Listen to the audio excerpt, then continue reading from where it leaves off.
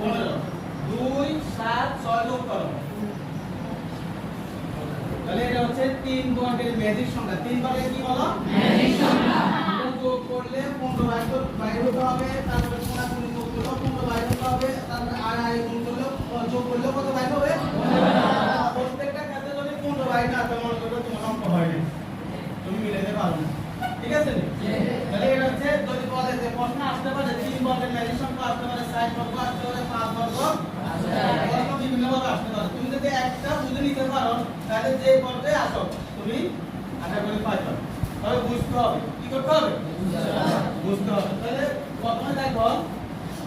60.1 magic বর্গ গঠন কম মধ্যে লেখা আছে 3 বর্গের ম্যাজিক বর্গ 3 ক্রমের ম্যাজিক বর্গ এই লেখাটা সবাই 1 মিনিট পড়ো 1 মিনিট হ্যাঁ রিডিং সবাই 1 মিনিট পড়ো লেখাটা কি বলছো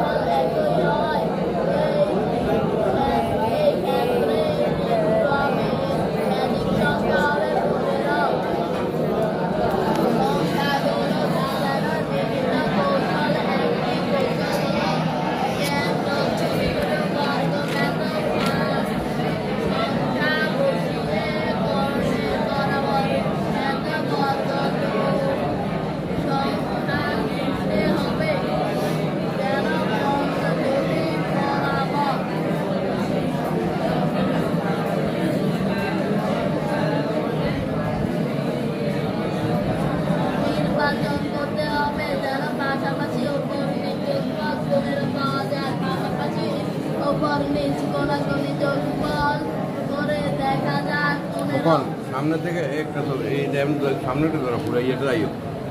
ভিডিও হইতে সামনে সামনে